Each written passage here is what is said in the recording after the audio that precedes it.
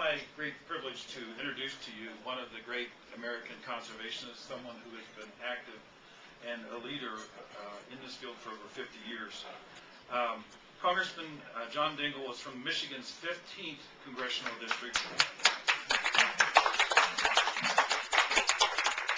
He is the Dean of the House, the Chairman of the Energy and Commerce Committee, and if you look at every one of our major environmental and conservation statutes hammered out over the last 50 years, you'll see John Dingell's fingerprints all over them, as he has been, as I mentioned earlier, just one of the great American leaders.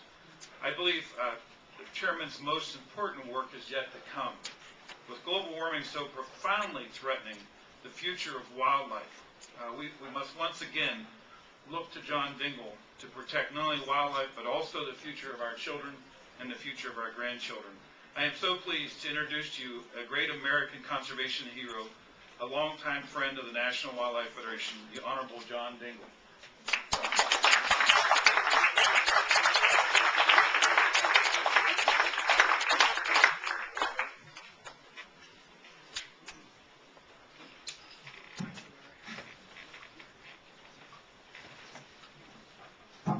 Thank you, Larry, and thank you all. It's a great pleasure to be here, and I want to thank you, Larry, for that very gracious introduction.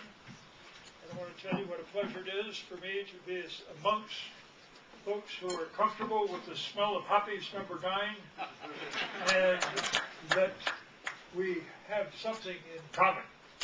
I'm particularly pleased to be back here in Colorado, where I was born, and I'm delighted to be within looking distance of the place I spent 4 years as a ranger in the high country at Rocky Mountain National Park, where I learned about conservation and where I learned about the values that are important to us all, and where I had a chance to see how important the outdoors, the open spaces, the fish, the wildlife, the clean air, and all the other things that are important. And I'm pleased to see that that has sort of trained me and prepared me for some of the things I've had the privilege of doing in the Congress. My interests have been on not only just the outdoors and preserving and protecting fish and wildlife, but also in seeing to it that, quite frankly, we protect the rights and the interests and the concerns of American sportsmen.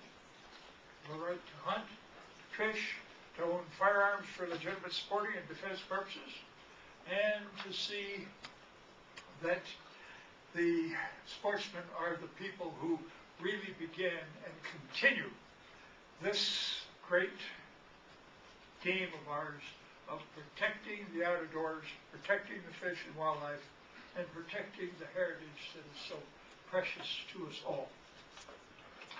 These have not been a good 8 years, and they have not been a time when there has been good protection of our waters. The Clean Water Act has been under attack, and we found that much of the waters that have been protected, in spite of the legislative history which I wrote saying that we intended to cover all waters, has been dissipated. And I'm sad to see to it that roads are being built in roadless areas for no reason other than to show it could be done. And I'm sad to see that now we're finding a lot of folks running around telling us how much they love the outdoors from the sportsmen, and how much they care about the outdoors. Some of them find their interest in it only about every 2 or every 4 years. And I find that there's a lot of folk running around telling you now that they love your firearms and they're going to protect them, when in fact they haven't voted that way. And I want to point out that you better look to see what the candidates really stand for, and whether they really stand for conservation and protection of the outdoors, fish and wildlife, the national forests, the great refuge system, and the other things that are so precious to us, something which I have been able to pass on to my kids. My kids will tell you, Dad and I didn't have much time to be together, but they'll tell you and they'll tell me that the time we had was quality time, because it was in the outdoors. And we were hunting and fishing and camping and climbing and running the backcountry. And we wanted to see to it that when we all depart this place, that we will be able to return the world in the same shape or a little better than it was when we found it, because we borrow it from the future, not from the past. And I want to tell you how important that is. But I think that sportsmen need to understand there is a wide array of issues of concern. Firearms ownership is important. Protection for the fish and the wildlife in the open spaces. We have got a huge challenge before us and an enormous amount of work to do. We got to get the duck stamp up. We got to see to it that we protect the refuges in the national forests and the great Bureau of Land Management lands, and to see to it that we do the things that have to be done. As Larry said, the major challenge is going to be global warming and climate change. That's not going to be the only thing that we're going to confront, because other matters are going to have to be addressed. Protection, again, fish and wildlife in open spaces. But beyond this, there's something else we got to understand.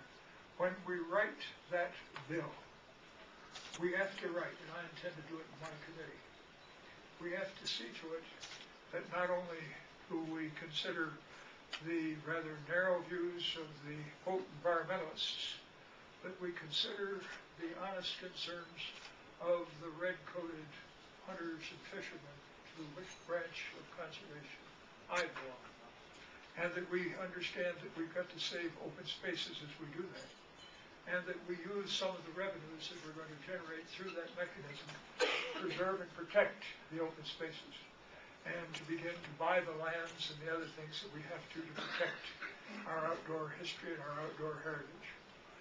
You know, when I started out on the Migratory Bird Commission about 30 years ago, we were buying lands for $5 an acre.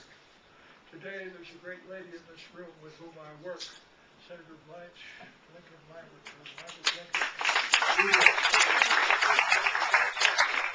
who came and served on my committee before she left me and went to the Senate. I've always tried to figure out what she found better. You're still my chairman. But she's a great leader in conservation. And we find now, as we work on the Migratory Bird Commission, that the lands we're buying are costing us $1,000, $1,500, $5,000, $10,000. And to complete our goal of preserving and protecting just the refuge system will require a massive effort. So the new session is going to be a busy one. It's going to be a hard one. And we have much to do. Protecting our heritage, enhancing the things we do now, and returning this nation to those from whom we borrowed in better shape than it is today. Thank you for the privilege of being here.